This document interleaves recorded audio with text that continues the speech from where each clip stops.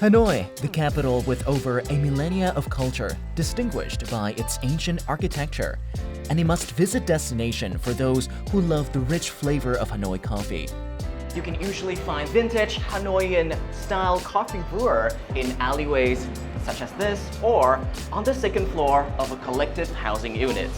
With 40,000 locations to choose from, some of which changed the course of Vietnamese coffee history forever. Bạn bè mình cứ từ cả Việt Nam lẫn nước ngoài, cứ đến đây là mình sẽ dẫn đi combo ăn phở, xong sẽ dẫn ở đây đến nơi đầu tiên có cà phê trứng ở Việt Nam. Egg coffee is so delicious. Must to try egg coffee in Hanoi. This egg coffee is unusual, but still really, really good. Và mình rất là tự hào và ở Hà Nội đã có một cái món cà phê đã tồn tại qua rất nhiều cái sự thăng trầm của lịch sử và đến ngày hôm nay thì vẫn duy trì được cái phong độ của mình. A coffee culture so diverse it left you asking, How would you like your morning cup of joe? Cà phê gừng, cà phê cốt dừa, cà phê muối. Du khách mà họ uống xong một cốc cà phê, họ chỉ cần giơ ngón tay hoặc họ nói là ngon, ổn thì mình cảm thấy rất là vui, rất là hạnh phúc. Feeling hooked? How about a coffee tour to explore the bubbling Vietnamese specialty coffee scene? People who attend my workshop, they didn't know that Vietnam has so much variety of coffee. The demand for Vietnamese bean, people are start looking for it. After this program, you will be floored with Hanoi's coffee culture, which is full of Sự sáng tạo. Sáng tạo, creativity, and we should do more of the creative part in coffee. cups of coffee infused with traditional culture, combined with creative brewing and the trendy atmosphere created by young people. This is the definitive guide to your coffee experience in Hanoi.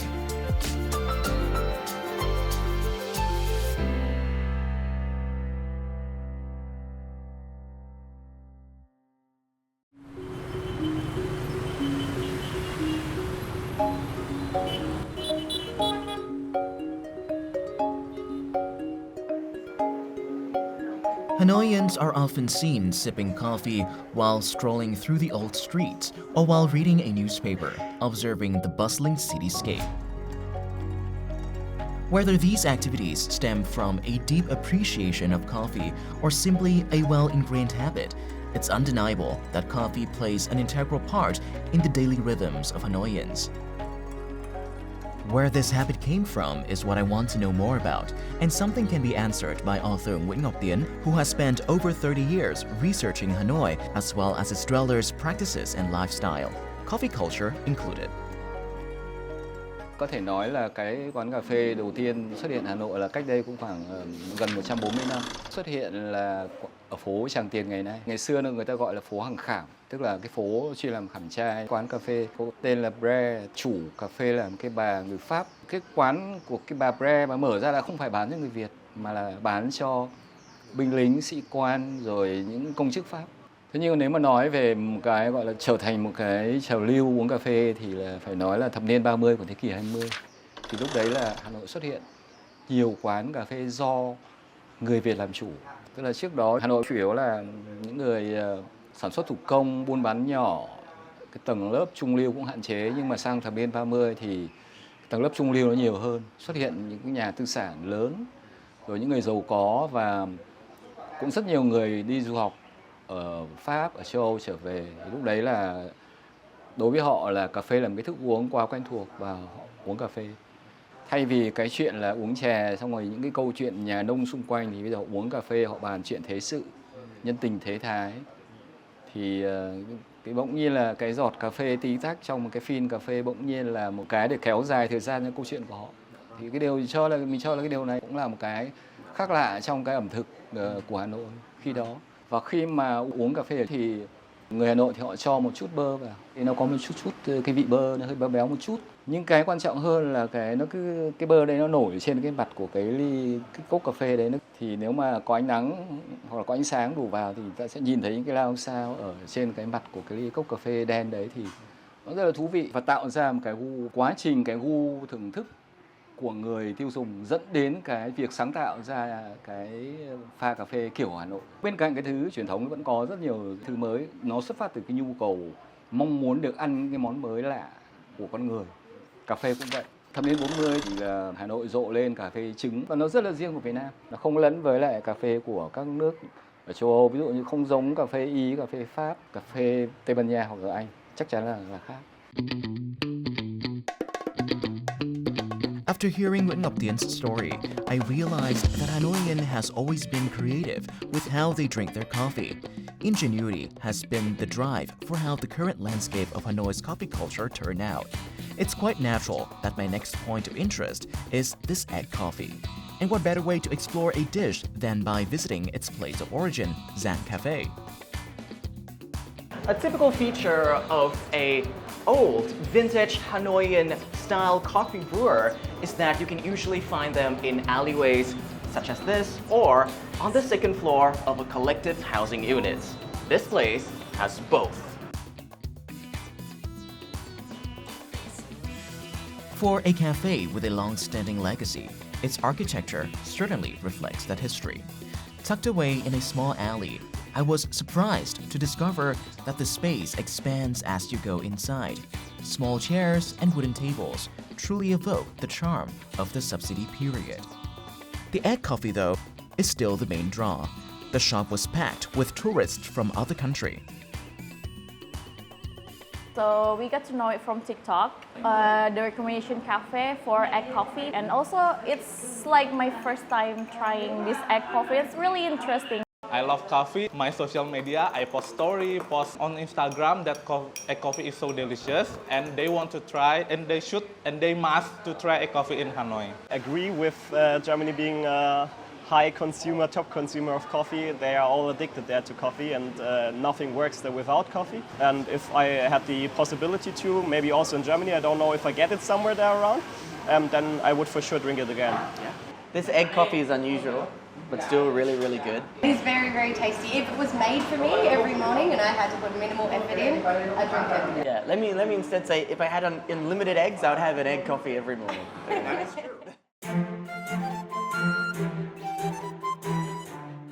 Explaining why egg coffee has taken a life of its own, Sơn, who has inherited the legacy of the cafe, has this to say. Với những khách hàng thân thiết hoặc là với những du khách từ nước ngoài đến đây hoặc là ở bất kể đâu, khi mà đến quán cà phê Giảng thì họ sẽ cảm nhận được cái câu chuyện gì của thủ đô. Đây là nơi lưu giữ những cái ký ức của những người khách hàng. Có những người thì họ tạo ra những cái không gian rất là đẹp, tạo ra không gian có nhiều cái sự trải nghiệm và trở thành cái điểm check-in cho rất nhiều khách hàng. Nhưng mà mình nghĩ rằng là Giảng phải là nơi mà lưu giữ được những cái hình ảnh của Hà Nội của rất nhiều năm trước, từ cái bàn ghế rất nhỏ, từ cái cốc cây chén hay là từ cung cách phục vụ. Mình muốn rằng là câu chuyện về Giảng nó là nơi mà người ta có thể tìm thấy mình trong quá khứ, tìm hình ảnh của bố mẹ mình trong quá khứ, ông bà mình trong quá khứ. Khách du lịch trong nước như quốc tế thì họ cũng sẽ cảm nhận rằng là họ đã tìm thấy một Hà Nội của rất lâu rồi.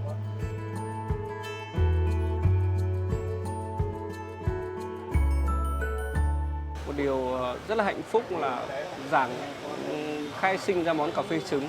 Giảng là một cái thương hiệu truyền thống, nhưng chúng mình cũng theo trending rất tốt. Đó là một cái điều mà mình rất tự hào. Bây giờ đã có rất nhiều hàng chục cái món khác liên quan đến trứng. Chúng mình có cà phê trứng, có cacao trứng, có đậu xanh trứng, có matcha trứng, Oreo trứng, coca trứng, bia trứng. Nó cho thấy một điều rằng là những cái thương hiệu truyền thống như bọn mình thì muốn tồn tại và phát triển, ngoài cái sự lưu giữ cái tinh thần và cốt lõi của Giảng thì chúng mình cũng phải điều chỉnh làm sao để có sự mới mẻ hơn. After hearing the story of Zang Cafe and the origins of Hanoi's coffee, I better understood why Hanoian coffee is so popular. It's a flavor steeped in legacy, reflecting its history and how cultural storytelling has propelled this drink to international fame. Egg coffee in particular has reached a global audience with an outlet opening in Yokohama in 2018. CNN has also praised this Hanoian delicacy.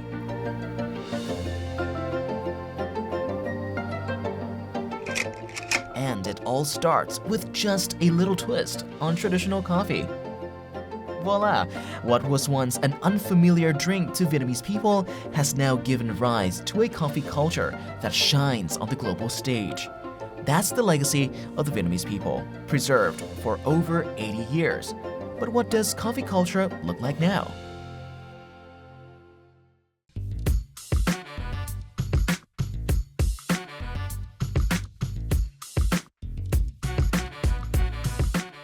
The interesting thing about coffee shops in Hanoi is that each brewer has their own specialties, and through time the taste got so popular that it became instant classics. Truly a testament to Hanoians' love for creativity and novelty. And today we're going to learn the makings of all of these very special coffee cups.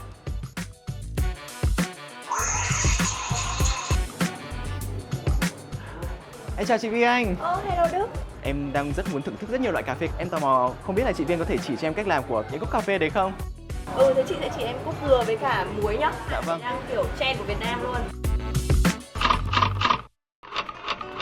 If adding culinary elements such as eggs, coconut, and salt to coffee is quite unusual for Westerners, it's actually a common practice among Vietnamese baristas to create new and exciting coffee flavors. This approach is believed to reveal hidden notes in the coffee beans and appeals to a broader audience who might initially be put off by the raw, bitter flavor of coffee.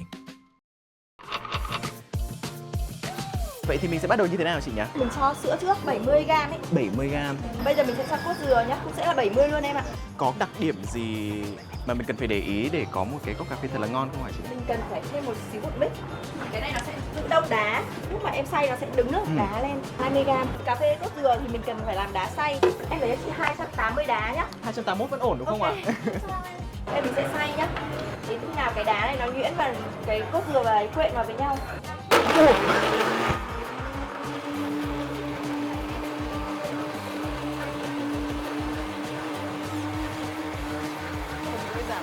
Bây giờ em cứ cho thẳng vào thôi ạ. Em cứ đổ vào thôi. Du khách nước ngoài đến đây Sẽ rất thích cà phê cốt dừa của mình.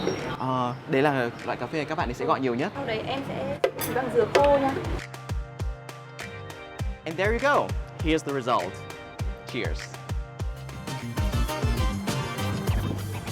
Cháu là nhân viên thực tập mới của quán. Chú có thể uống cốc cà phê này và cho con xin cảm nhận được không ạ?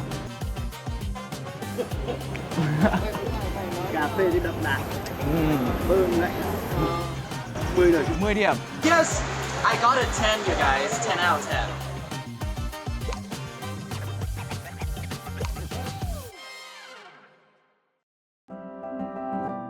Việt Nam có nhiều món như cà phê cốt dừa, cà phê trứng, cà phê muối. Đó, mấy món đó biến tấu thì khách du lịch họ rất tò mò. Có rất nhiều bạn đến đây hỏi là bạn có thể cho tôi mua công thức cà phê cốt dừa về bên họ được không? Như đợt vừa rồi mùa đông là mình có cho thêm cà phê gừng, một chút vị gừng của Việt Nam.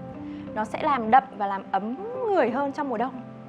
Du khách mà họ uống xong một cốc cà phê, họ chỉ cần giơ ngón tay hoặc họ nói là ok, ngon, ổn hay là good thì mình cảm thấy rất là vui, rất là hạnh phúc. Lúc đấy là mình đã mang được sáng tạo cà phê Việt Nam đến với cả khách nước ngoài.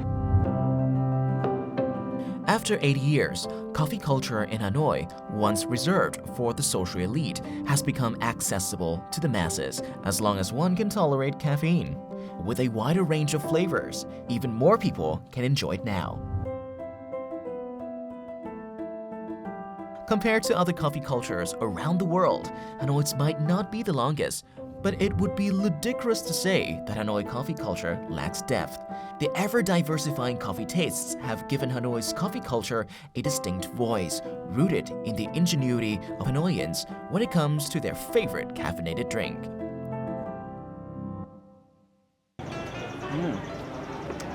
A shot of coffee in the morning truly jolts you awakened and energized for the whole day. I personally like my coffee sweet and smooth so that I'm energized and also ready for my morning activities. But how would you like your morning cup of joe? What's next after the widespread success of the Hanoi coffee culture? You go deeper, of course.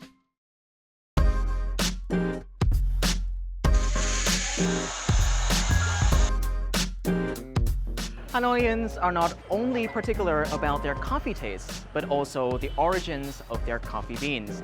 It is not only just varieties like Arabica or Robusta, but it is also where the beans comes from. Is it coming from sunny Brazil? Is it coming from tropical Ethiopia? Or the famous Kenyan beans? Well, there is a younger generations of baristas here in Vietnam that are putting the emphasis on the locally produced Vietnamese coffee beans, highlighting the fact that Vietnam is the second biggest producers of coffee in the world. So let's check out this rooster. Come on.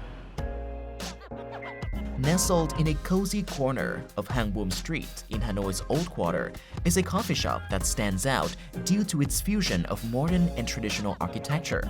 On the second floor, a special workshop is underway, attended by visitors from around the world. Ling, the owner of the coffee shop, Raw Coffee, leads the workshop and teaches a unique topic, the distinctiveness and different flavors of Vietnamese coffee beans. My first impression of coffee was that coffee was really sweet, but that's from the condensed milk that we put in our coffee. When I tried, black coffee was very bitter, so hated it, disappointed, stopped drinking it for almost a decade. Not until I went to study in America, that's when I have to drink coffee to stay awake and to study, right? And that's also where I get to try coffee around the world, like Brazil, Ethiopia, Kenya. When I asked for specialty beans, they would serve me Ethiopian beans or Brazilian beans. And I have questions like, why don't we have specialty coffee here? So along the way of looking for the answer, I opened my own coffee shop and how this all started. During the workshop, all the attendees and I could feel the passion that Ling poured into the event, especially evident in all the preparations. In addition to giving us the opportunity to experience some of the most famous Vietnamese coffee beans, detailed information about the growing regions and the processing methods is provided on cards that we can take home. We are also taught various methods for turning these beans into delicious coffee.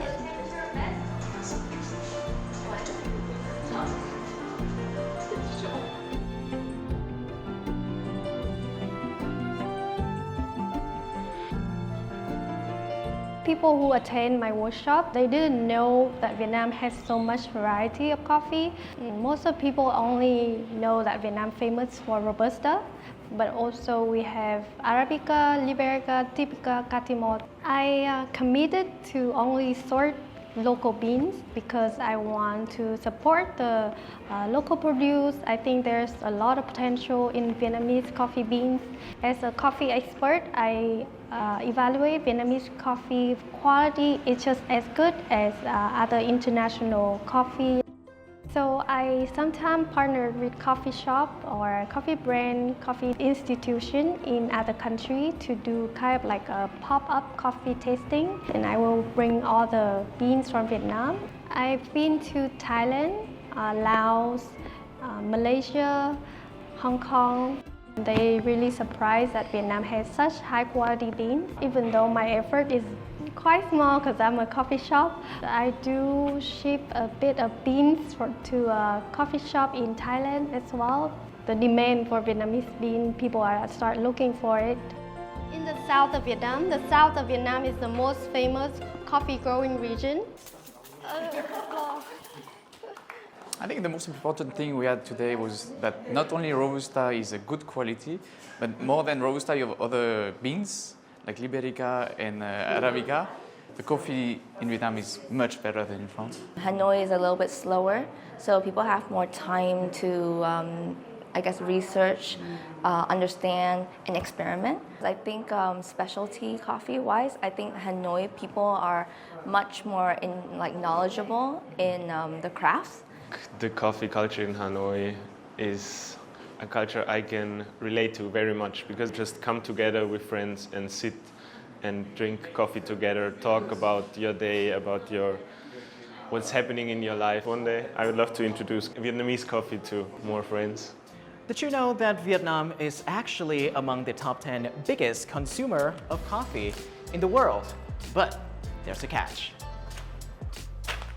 On average, a Vietnamese person actually doesn't consume that much coffee, at least to the consumer of the world. Now, in the world, an average consumer of coffee actually consumes about 10 to 12 kilograms of coffee every single year. However, in Vietnam, that number reduced by half. which is only 5 to 6 kilograms of coffee.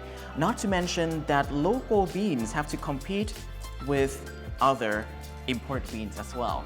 And so workshops like these actually makes it fun to communicate the specialty of Vietnamese coffee and also promotes the use of domestic, locally grown beans.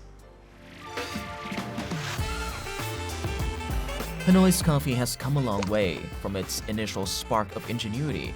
Hanoi's coffee has evolved into countless variations, each with its unique twist. Món cà phê trứng bây giờ đã trở thành một cái keyword của Hà Nội, của cà phê Việt Nam. Đó là một cái điều mà mình rất tự hào. Cái sự sáng tạo từ cái lõi của cà phê Hà Nội nó trở thành một cái thứ văn hóa bước ra ngoài Việt Nam. Khách du lịch họ rất tò mò, họ tò mò về cái văn hóa cà phê Hà Nội là tại sao họ uống cà phê thế. Mình uống cà phê sữa đặc, cà phê với sữa dừa và cà phê với muối. Mình rất là muốn sáng tạo thêm nhiều món cà phê để mang đến với tất cả mọi người. Today, young people use the charm of Hanoi's coffee to deepen consumers' understanding of the homegrown Vietnamese beans, contributing to the consumption of domestic sources and putting Vietnamese beans on the list of high-end coffee producers worldwide. Though the results of their efforts remain contested, it is always encouraging to know that there is a clear growth trajectory for Hanoi's coffee culture. The most amazing thing that we can do to Vietnamese coffee, creativity. Coffee is just make everyone happy. Why not just adding new things, experience with it, and I think that's great. We should do more of the creative part in coffee.